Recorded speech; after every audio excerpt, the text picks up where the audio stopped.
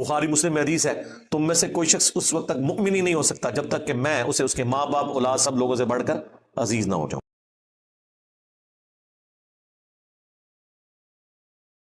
نبی علیہ السلام نے ایک دفعہ انشاءاللہ نہیں کہا، کتنے دن تک وہی نازل نہیں ہوئی۔ پھر سورۃ الکہف میں آیت نازل ہوئی کہ اے نبی کبھی بھی ایسا نہ ہو کہ آپ کسی معاملے میں یہ کہیں کہ کل یہ میں کام کروں گا اور انشاءاللہ کہنا آپ بھول جائیں، یہ نہیں ہونا چاہیے۔ اسی طریقے سے کوئی اچھی چیز دیکھ کر ماشاء اللہ کہنا، سبحان اللہ کہنا، الحمدللہ کہنا، لا حول ولا قوت الا باللہ کہنا، یہ اللہ تعالیٰ کے پیغمبروں اور نیک بندوں کی نشانی ہے کہ ہر معاملے میں اللہ تعالیٰ کی طرف خوبی کو منسوب کرتے ہیں اور ہر برائی کو اپنے نفس کی طرف منسوب کرتے ہیں۔ یہ آگے جی وہ نفس امارہ جو اکثر آپ دعاؤں میں بھی سنتے ہیں کہ اللہ تعالیٰ نفس امارہ کی برائیوں سے ہمیں محفوظ رکھے۔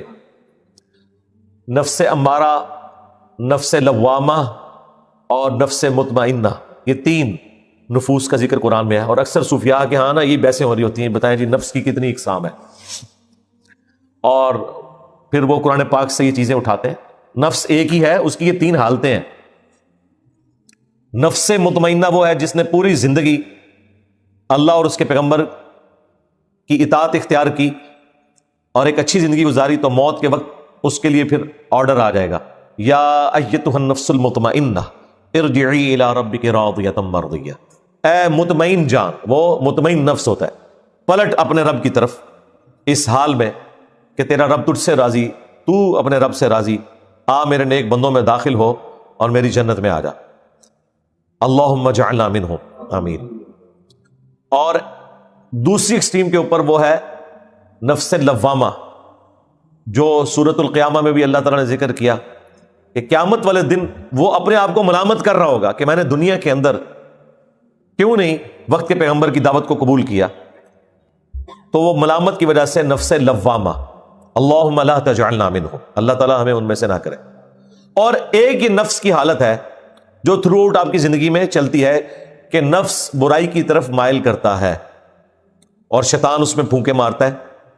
اللہ تعالیٰ نے اسے بیلنس کیا ہے، صحیح مسلم میں حدیث ہے کہ ایک جن اور ایک فرشتہ اٹیچ کر دیا ہے، جن برائی کی طرف بلاتا ہے وہ شیطان، اور فرشتہ اچھائی کی طرف۔ ایک صحابی نے جرت کر کے پوچھا یا رسول اللہ آپ کے ساتھ بھی ہے؟ آپ نے فرمایا ہاں میرے ساتھ بھی ہے، لیکن اللہ تعالیٰ نے اسے مطیع کر دیا، تو میرے ساتھ جو اٹیچ شیطان تھا، جن تھا، وہ مطیع ہو گیا، یعنی مسلمان ہو گیا، وہ مجھے اچھائی کی طرف ہی بلاتا ہے۔ لیکن نبی علیہ السلام کے بعد کسی شخص کے لیے بھی ایسی گارنٹی نہیں ہے۔ انسان کا نفس خواہشات کے ساتھ گندا ہوا ہے، اللہ تعالیٰ نے اٹریکشن رکھی ہے نفس کے لیے۔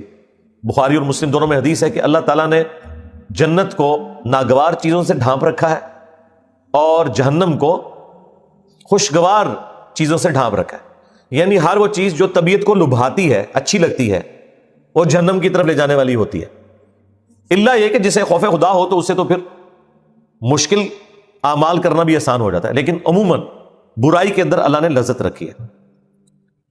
تو جنت کو ناگوار چیزوں سے ڈھانپ رکھا ہے۔ ناگوار چیز کیا؟ رزق حلال کمانے کی تکلیف، مشکل کام ہے، گرمیوں میں روزے رکھنا، روزانہ 5 وقت نماز پڑھنا، غسل کی تکلیف، بال بچوں کی معیشت والا معاملہ، یہ تکلیف، ہر معاملے میں تکلیف کے ذریعے ہی آپ اللہ تعالیٰ کو اوبے کرتے ہیں۔ تو یہ اللہ تعالیٰ نے ظاہر ہے کہ وہ ناگوار چیز ہے لیکن جنت کی طرف لے جانے والی، اور ہر برائی کا کام جو خوشگوار نظر آتا ہے وہ جہنم کی طرف لے جانے والا ہے، کیونکہ اللہ تعالیٰ نے جہنم کو شہوات کے ساتھ ڈھانپ دیا ہوا ہے۔ فوراً یہ سمجھ لیں جس کو ہم پنجابی میں کہتے ہیں کڑگا لگا ہوا ہے، یہ ایک کھٹکا ہے جس کے اندر انسان گر جاتا ہے اور مبتلا ہو جاتا ہے۔ اسی کو سپورٹیو حدیث ہے نا ابو داؤد، ترمذی میں، سنن نسائی کے اندر، کہ نبی علیہ السلام فرماتے ہیں کہ اللہ تعالیٰ نے جب جنت کو پیدا فرمایا تو جبرائیل علیہ السلام سے کہا کہ جا کے ذرا جنت دیکھو۔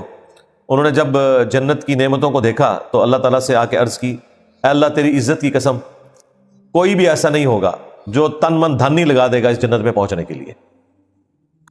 اللہ تعالیٰ فرمایا اچھا اب ذرا جنت کو جا کے دیکھو، اور اللہ تعالیٰ نے جنت کو ناگوار چیزوں سے ڈھانپ دیا، ان مشقتوں سے، ان مشقتوں کو عبور کر کے جنت تک پہنچو گے۔ جبرائیل علیہ السلام جب واپس آئے انہوں نے کہا کہ یا اللہ یہ جتنی تو نے آزمائش رکھی ہے نا، مجھے نہیں لگتا کہ کوئی جنت میں پہنچنے میں کامیاب ہوگا۔ یہ جبرائیل علیہ السلام یعنی فرشتوں کے سردار اور فرشتوں کے پیغمبر، یہ ان کا فتویٰ ہے، اس کا مطلب ہے کوئی ہلکا معاملہ نہیں ہے۔ پھر اللہ تعالیٰ نے کہا کہ جاؤ جہنم کو دیکھو، جہنم کو دیکھا، اس کے عذابات کو دیکھا، تو جبرائیل علیہ السلام نے کہا کہ یا اللہ تیری عزت کی قسم، مجھے نہیں لگتا کہ کوئی شخص بھی کوئی ایسا عمل کرے کہ وہ اس عذاب میں جانے کے لیے تیار ہو۔ پھر اللہ تعالیٰ نے جہنم کو شہوات سے، خوشگوار چیزوں سے ڈھانپ دیا، اور جبرائیل علیہ السلام سے کہا کہ اب ذرا جائیں نا۔ اب جب جبرائیل علیہ السلام گئے اور واپس آئے تو اللہ تعالیٰ نے فرمایا ہاں اب سنا۔ انہوں نے کہا یا اللہ مجھے نہیں لگتا کوئی بھی شخص جہنم میں جانے سے بچ سکے گا، جتنا اٹریکٹ فل تو نے جنت کو بنا دیا ہے۔ اب دیکھیں یہ جہنم جو اللہ تعالیٰ نے اتنی اٹریکٹ فل بنائی ہے، دنیا میں وہ چیزیں حرام کر دی ہوئی ہیں، لیکن آخرت میں جنت میں پہنچ کے وہی چیزیں انعام بھی ہیں جن سے دنیا میں روکا گیا تھا، وہی چیزیں انلمیٹڈ انعام کی شکل میں۔ اس کا مطلب ہے کہ یہ جو روکنا ہے یہ ایک زندگی کا 50 سال کا، 60 سال کا، کسی کے لیے 70 سال کا، اس میں سے بھی پہلے 20-25 سال تو ویسے ہی نکال دیں، ہوش ہی نہیں ہوتی بندے کو، یہ چند سالوں کا روزہ ہے، اور اس کے بعد ہمیشہ کی افطار ہے۔ لیکن بہت کم لوگ ہیں جو یہ روزہ توڑنے سے بچ سکتے ہیں، اور جنہوں نے یہ روزہ رکھ لیا تو آخرت میں ہمیشہ کی کامیابیاں ان کا مقدر ہونے والی ہیں۔ دنیا جو اللہ کی مرضی کی گزارے گا، آخرت پھر وہ اپنی مرضی کی گزارے گا، اور جو دنیا اپنی مرضی کی گزارے گا، آخرت پھر اللہ کی مرضی کی ہوگی، والعیاذ باللہ تعالی جہنم اس کا مقدر ہوگی۔ اللہم لا تجعلنا منہم، اللہم اجرنا من النار، اللہم انا نسألک جنت الفردوس مع النبیین والصدیقین والشہداء والصالحین۔ اچھا یہ تکلیف ہے ویسے تھوڑے عرصے کے لیے، کوئی اتنی بڑی تکلیف نہیں ہے۔ اگر کرٹیکلی آپ دیکھیں کہ کام تو آپ نے کرنا ہے، صرف خدا اورینٹڈ ہو جائیں ان کاموں میں، حلال اور حرام میں فرق کر لیں۔ کوئی ایکسٹراڈنری کام ہے تو وہ 2-4 ہی ہیں جو اسلام کی بنیاد 5 چیزوں میں، اس میں سے بھی کلمہ، اس کے لیے کوئی مشقت نہیں ہے، اس کے بعد نماز ہے، پھر زکوٰۃ ہے، رمضان کے روزے ہیں، اور استطاعت ہو تو اللہ کی راہ میں حج، بس یہ 4 ہی چیزیں ہیں۔ باقی تو کام آپ نے کرنے ہی کرنے ہیں، یہ ایکسٹرا کام ہے جو آپ کو کرنے پڑ رہے ہیں۔ باقی جتنے بھی کام آپ کرتے ہیں وہ اگر کسی نے رزق کمانا ہے تو وہ کافر نے بھی کمانا ہے، مسلمان نے بھی کمانا ہے، نافرمان نے بھی کمانا ہے، اور تابع فرمان نے بھی کمانا ہے۔ صرف اس میں یہ دیکھ لے کہ میں حلال ذریعے سے کماؤں گا، کرنا تو ہے اس نے سارا کچھ۔ ہاں جو اصل مشکل کام ہے وہ گناہوں سے بچنا ہے، لیکن اس میں دیکھ لیں گناہوں سے بچنے کے لیے صرف ایک فیصلے کی ضرورت ہے۔ نیکی کرنے کے لیے فیصلے کی ضرورت نہیں، صرف ایفرٹ پٹ کرنی پڑتی ہے۔ خالی فیصلہ کرنے سے تو کوئی فجر کے وقت اٹھ نہیں سکتا جب تک وہ اٹھے گا نہیں، لیکن گناہ سے بچنے کے لیے صرف فیصلے کی ضرورت ہے کہ نہیں کرنا، کوئی ایفرٹ نہیں پٹ کرنی پڑتی کہ جی آپ کو صبح اٹھ کے یہ کرنا پڑے تو پھر آپ گناہوں سے بچیں گے۔ بس ایک فرم سا فیصلہ چاہیے کہ میں نے یہ نہیں کرنا، اور پیچھے ہٹ جائیں اس سے۔ نیکی کو کرنے کے لیے ایفرٹ پٹ کرنی پڑتی ہے، ہاں گناہ سے بچنے کے لیے انٹلیکچوئل ایفرٹ ہے، وہ ایک فیصلہ آپ نے کرنا ہے۔ اس فیصلہ کرنے کے بعد اللہ تعالیٰ کی مدد ہے آپ کے ساتھ انشاءاللہ تعالیٰ، اگر کوشش کریں گے۔ باقی ظاہر ہے کہ ایک تکلیف تو ہے، صحیح مسلم میں حدیث ہے کہ دنیا مومن کے لیے قید خانہ ہے اور کافر کے لیے جنت ہے۔ تو ظاہر ہے کہ جنت اسی لیے ہے کہ اس کے لیے کوئی پابندی نہیں، اپنی مرضی کی زندگی گزار سکتا ہے۔ تو جب اللہ نے خود مانا ہوا ہے کہ یہ قید خانہ ہے، تو قید خانے میں تو پھر آپ کو اتنا کچھ ہی ملے گا جتنا ایک جیل کے اندر دیا جاتا ہے۔ جب رہائی ہوگی تو پھر انشاءاللہ تعالی ہمیشہ کی نعمتیں مقدر ہوں گی، اور ایسی نعمتیں ہوں گی کہ یہ قید خانہ انسان بھول جائے گا۔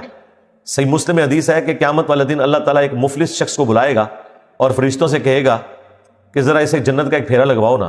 وہ شخص جس نے دنیا بڑی مشکل میں کاٹی ہوگی، غربت کے اندر حلال اور حرام کی تمیز کر کے، ڈر ڈر کے، جنت کا ایک پھیرا جب لگے گا نا تو اللہ تعالیٰ سے پوچھے گا بھائی دنیا میں کوئی تکلیف تو نے دیکھی؟ وہ کہے گا اللہ تیری عزت کی قسم میں نے دنیا میں کوئی تکلیف نہیں دیکھی۔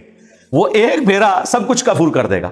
اور دنیا میں بھی ایسا ہوتا ہے، جو لوگ محنت کرتے ہیں ان کی اگر کالج میں، یونیورسٹی میں پوزیشن آ جاتی ہے یا اچھی جاب مل جاتی ہے تو انہیں وہ پھر اپنی وہ تکلیف یاد نہیں رہتی ہے جو انہوں نے تکلیف اٹھائی ہوتی ہے تعلیم کے دوران۔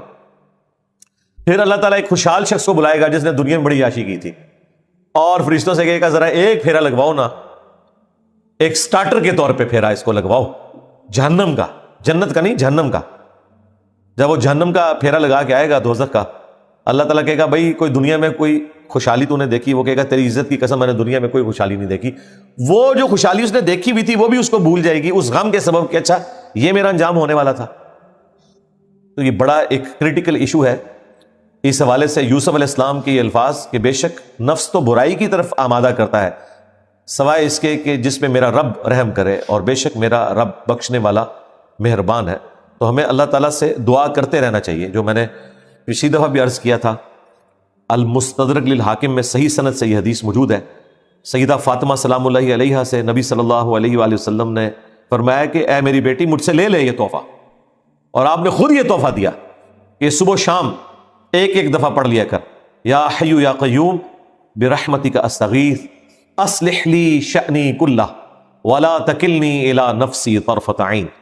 اے خود سے زندہ، ہر چیز کو تھامنے والے، ہر چیز کو قائم رکھنے والے، اصلح لی شأنی کلہ، میرے تمام جو معاملات ہیں، کام ہیں، ان کی اصلاح فرما دے، ولا تکلنی الی نفسی طرفۃ عین، اور مجھے پلک جھپکنے کے برابر بھی میرے نفس کے سپرد نہ کرنا، تو نے ہی مجھے سنبھالنا ہے۔